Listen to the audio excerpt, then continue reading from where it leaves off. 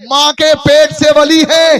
جب اتنا علم اللہ نے دیا ہے, سب کچھ آپ کو حاصل ہے, تو کیا ضرورت تھی غوث آدم کو 15 سال جا کے آپ نے مدرسے کی خاک چھانی, علم حاصل کیا.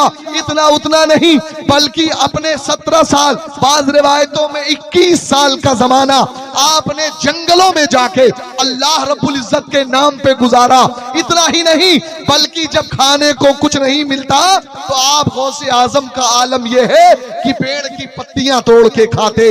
زمین پہ شروع کی چند آیتیں میں نے پڑھی. الرحمن علم القرآن خلق الانسان علمہ البیان, کہ وہ رحمان ہے جس نے قرآن کو سکھایا. اور قرآن کیا ہے؟ اللہ تبارک و تعالی کا جو علم ہے وہ قرآن مقدس ہے. اللہ تبارک و تعالی نے اس قرآن مقدس میں جو علم رکھا ہے وہ علم وہ ہے کہ اللہ تبارک و تعالی نے جتنے بھی 1,24,000 انبیاء اکرام آئے, ان انبیاء اکرام میں سے جن کو اللہ تبارک و تعالی نے صحیفے دیے, کتابیں دی, ان سارے کتابوں کا علم اللہ رب العزت نے 4 کتابوں میں رکھا. قرآن میں, زبور میں, انجیل میں, توریت میں. اور علماء بیان فرماتے ہیں ان 3 کتابوں کا علم اکیلے قرآن میں, اور اس نے اپنے بندوں کو قرآن سکھایا. اور قرآن کیا ہے؟ تبیان لکل شیء, ہر چیز کا واضح بیان. ایک ایک چیز کو اللہ تبارک و تعالی نے قرآن میں کھول کھول کر بیان کر دیا. ضرورت اس بات کی ہے کہ آپ اس میں سے تلاشتے کیا ہیں, آپ ڈھونڈتے کیا ہیں. آپ دیکھیں گے کسی کے پیٹ میں درد ہے, قرآن پڑھ کے پھونک دیجئے, پیٹ درد بھی اچھا ہو جاتا ہے. جناب والا, آپ قرآن سے تلاشتے کیا ہیں؟ آپ اگر یہ بھی دیکھیں گے کہ اسی قرآن کی تلاوت کرنے والے ایسے بھی اللہ کے مقرب بندے ہیں کہ جب قرآن پڑھتے ہیں تو نماز میں ان کا مصلی بھی ہوا میں اڑ کے باتیں کرتا ہوا نظر آتا ہے. سبحان اللہ, سبحان اللہ. یہ قرآن ہے. آپ تلاشتے کیا ہے؟ قرآن میں اللہ رب العزت نے جو سب سے اہم چیز رکھی ہے وہ ہے علم. کیا؟ ذرا زور سے بولیں. علم. علم کیا ہے؟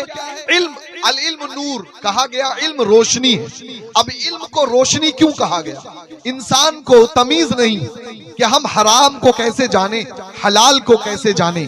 اب حرام اندھیرا ہے, غلط کام اندھیرا ہے, ہمارے برے کام اندھیرے کی طرف لے جانے والے ہیں.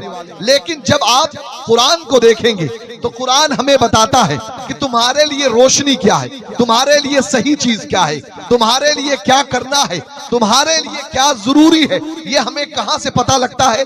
قرآن مقدس سے پتا لگتا ہے. حضرات محترم, آج ہماری عمریں یہ بہت تیزی کے ساتھ بڑھ رہی ہیں, اور آپ دیکھ رہے ہیں کہ ہم دن بدن ہماری عمر بڑھتی چلی جا رہی ہے. لوگ سمجھتے ہیں کہ ہم تو اب پڑھنے لکھنے کی ضرورت نہیں, اب تو بہت قابل ہو گئے.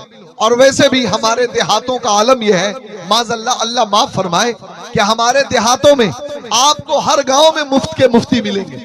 ہر گاؤں میں کوئی مسئلہ ہو جائے, اب ان کو نہ کسی عالم سے لینا دینا ہے, نہ کسی مفتی سے فتویٰ لینے کی ضرورت ہے, نہ قاضی صاحب کے پاس جانے کی ضرورت ہے. سارا فتویٰ چائے کی ایک پیالی میں ان سے پوچھ لو, بیٹھ کے چوراہوں پر بیچ میں ادھر ادھر الٹی سیدھی باتیں. حالانکہ آپ کو نہیں پتا یہ دین ہے, مذاق نہیں چلے گا. اگر کسی نے دین میں الٹا سیدھا فتویٰ دے دیا تو ایسا آدمی گمراہ کرنے والا ہے, اور گمراہ کرنے والا کا ٹھکانہ شیطان کے ساتھ جہنم میں ہوگا. حضرت محترم, آپ کو جس چیز کے بارے میں علم نہیں, حضرت علی کرم اللہ وجہ الکریم بیان فرماتے ہیں, اگر کسی سے کوئی سوال ہو اور اسے پتا نہ ہو تو وہ یہ کہہ دے کہ میں نہیں جانتا. تو نہیں جاننا آدھا علم ہے, نہیں جاننا آدھا علم ہے. بھائی مجھے نہیں پتا, آدھا علم ہے. کیسے؟ مجھے نہیں پتا, چلو کسی بڑے عالم سے پوچھتے ہیں. اب اسے دل میں بھی تجسس پیدا ہوا, کہنے مجھے یہ مسئلہ جاننا چاہیے.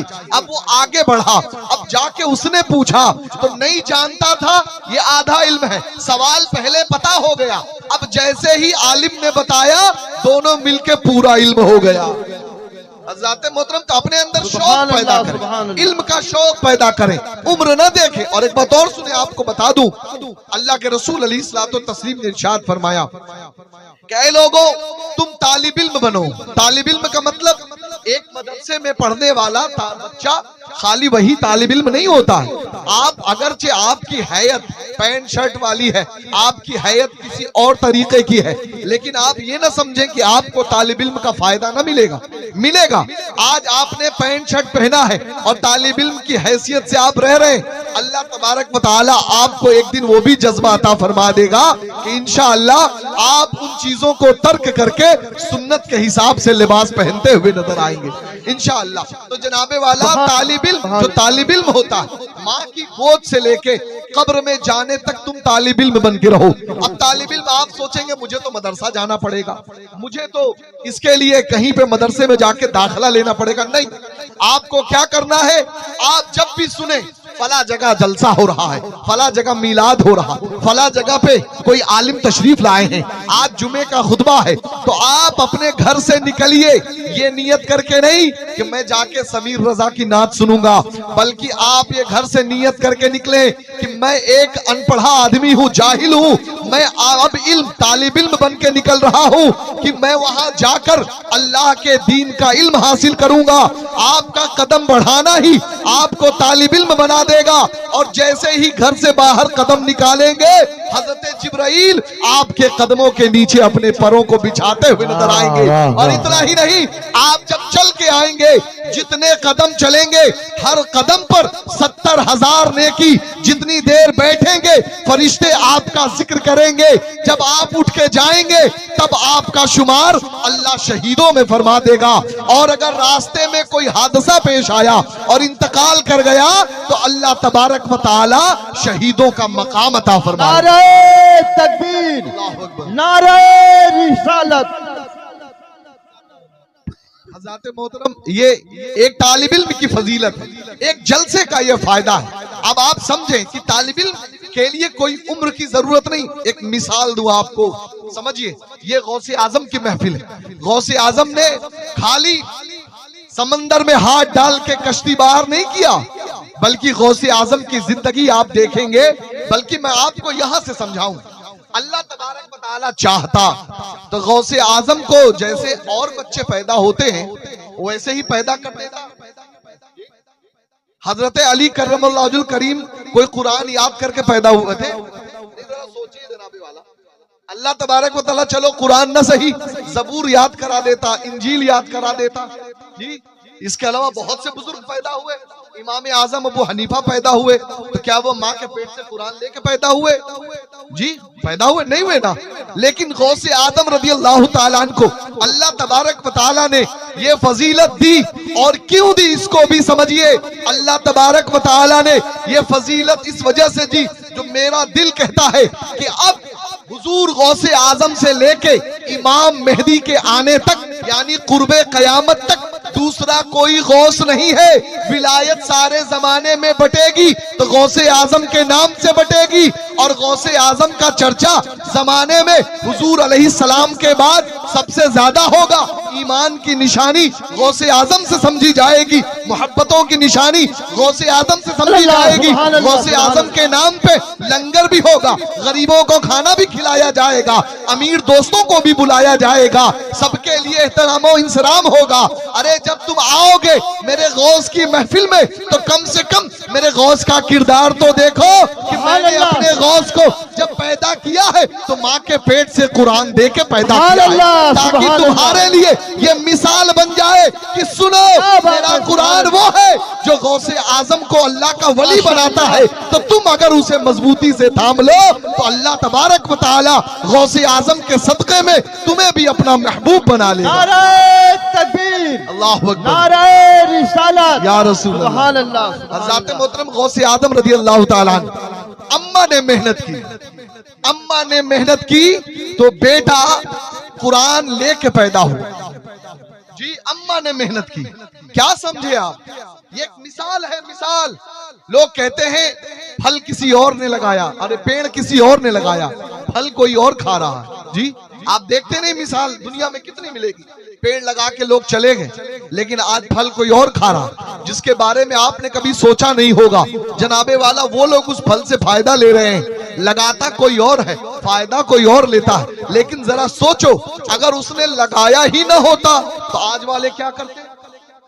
سوچئے ذرا، ہر آدمی یہی اگر سمجھ لے کہ ہمیں ضرورت نہیں علم کی, ہمیں ضرورت نہیں ہے دین کی, ہمیں ضرورت نہیں ہے کوئی کام کرنے کی, ہمیں تو روٹی ملی رہی ہے, ہمارا پیٹ بھر ہی رہا ہے. اگر ہر کوئی یہی سمجھے تو پھر جناب والا آپ ذرا سوچو کہ ایک وقت وہ بھی آئے گا کہ جب تم نے پھل نہیں لگایا, جب تم نے پیڑ نہیں لگایا تو اب پھل نہیں ہوگا. تو پھر ایک وقت یہ بھی آئے گا کہ مرو گے تو کوئی جنازہ پڑھانے والا بھی نہ ملے گا, کیونکہ وجہ یہ ہے کہ تم نے پہلے تیاری کی ہی نہیں. اگر کی ہوتی اپنے نسلوں کے اندر یہ بات ڈالی ہوتی کہ دیکھ یہ علم ہے جو اللہ کا قرآن ہے, یہ علم ہے جو نبی کی شریعت ہے, تو وہ اگلوں تک پہنچاتا, اگلا اگلے تک پہنچاتا اور یہ ایک لائن اور چین بنی رہتی. لیکن اگر آپ نے محنت نہیں کی تو جناب والا پھر کوئی بعید نہیں کہ آپ کی آنے والی نسلیں آپ سے دور ہو جائیں. جی آپ سے دور ہو جائیں, جب جانیں گے نہیں کہ ماں باپ کیا تھے, ان کا مقام کیا تھا, کیا ان کے بارے میں قرآن نے کہا, کیا شریعت نے ان کو حق اور حصہ دیا, تو آپ سے پھر ان کو کیا واسطہ. سمجھ رہے ہیں میرے پیارے میرے عزیزوں. اب ذرا دیکھیے کہ غوث آدم رضی اللہ تعالیٰ عنہ کی ماں نے محنت کی تو بیٹا یہ بنا, تو ہماری بھی ذمہ داری بنتی ہے کہ نہیں کہ ہم محنت کریں تاکہ ہماری آنے والی نسلیں زمانے میں کامیاب ہوتی ہوئی نظر آئیں. آپ چاہتے ہیں نہیں, مجھے ایک بات ایک دم کھلی کتاب کی طرح میں آپ سے پوچھنا چاہتا ہوں. میں آپ سے کہوں کہ لاؤ آپ اپنا بیٹا دو, میں آپ کے بیٹوں کو جوانی بناؤں گا, شرابی بناؤں گا, میں آپ کو بیٹے کو معاذ اللہ گندے گندے کام سکھاؤں گا, ڈکیتی سکھاؤں گا, آپ دیں گے مجھے اپنا بیٹا؟ ذرا زور سے, ارے بولو نا ذرا زور سے. ارے نہیں دیں گے نا آپ, کیوں نہیں دیں گے؟ ارے حضرت آپ کیا بات کر رہے ہیں, آپ یہ کرائیں گے, آپ یہ کرائیں گے. یعنی میں اگر آپ کے بیٹے کو مانگوں کہ لاؤ معاذ اللہ اسے شرابی بنا دوں, اسے جواری بنا دوں, تو آپ نہیں دیں گے. چلو اللہ کا شکر ہے کہ اللہ تبارک و تعالیٰ نے ہم سے یہ کام نہ لیا, لیکن ذرا دل پہ ہاتھ رکھ کے سوچو کہ جناب والا ایک عالم کو آپ نے اپنا بیٹا نہیں دیا, لیکن آپ خود اپنے گھر میں اپنے بچوں کو رکھ کر جاہل بنا رہے ہو, جواری بنا رہے ہو, شرابی بنا رہے ہو, غلط کام کرنے والا بنا رہے ہو. تو ذرا دل میں تم سوچو کہ جب تم سے تمہاری اولادیں اس طریقے سے بن کے رہیں گی تو پھر جناب والا کل قیامت میں آپ اللہ کی بارگاہ میں کیا منہ دکھائیں گے؟ عالم تو مانگتا ہے, ایک مدرسے والا تو آ کے مانگتا ہے کہ دیجئے آپ کے بچے کو حافظ قرآن بنا دے, دیجئے دین کا عالم بنا دے, دیجئے آپ کے بچے کو ہم علم دیں گے, اسے نور کا ایسا لبادہ دیں گے کہ اس کی روشنی سے آپ بھی فیضیاب ہوں گے اور سارا عالم فیضیاب ہوگا. جناب والا ایک بات یاد رکھیے, جس طریقے سے گناہ کرنے والا جب گناہ کرتا ہے تو خالی وہی اکیلے اس میں نہیں رہتا, بلکہ جن جن لوگوں نے اسے گناہ سکھایا, کرایا, اس کی مدد کی, سب کے سب, اور مدد کی ہی مدد نہیں بلکہ جن لوگوں نے جان کر اس کے گناہ پر اس سے راضی رہے, خوش رہے اور اس کو روکا ٹوکا نہیں, سب کے سب ذمہ دار ہوں گے اور قیامت میں کوئی بچے گا نہیں. ویسے ہی علم کا فائدہ ہے, جس نے عالم بنایا, قرآن سکھایا, قرآن پڑھنے میں مدد کی, اس کے لیے راستہ ہموار کیا, اس کے مدد کو تیار رہے, اس کی پڑھائی لکھائی کو دیکھ کر خوش ہوتے رہے, تو قیامت کے دن اب یہ اکیلا ہی جنت میں نہیں جائے گا, بلکہ عالم یہ ہوگا کہ جس عالم کو اگر کسی نے ایک لوٹا پانی دیا ہوگا اللہ رب العزت اس کی بھی مغفرت فرماتا ہوا. سبحان اللہ, کیا بات, ماشاءاللہ. یہ علم کا کمال, عمر نہیں. آپ کو چاہیے کہ آپ علم کی طرف دیکھیں. غوث آدم رضی اللہ تعالیٰ عنہ کے بتانے کے لیے میرے پاس بہت ساری کرامتیں اور بہت سارے واقعات ہیں, لیکن جناب والا میں آپ کے سامنے غوث آدم رضی اللہ تعالیٰ عنہ کے علم کے چند باب کھول دوں تاکہ آپ کے دلوں میں دین اور شریعت سمجھ میں آ جائے. پہلی بات یہ یاد رکھیں, علم کی کوئی عمر نہیں ہوتی, علم سیکھنے کی کوئی عمر نہیں ہوتی.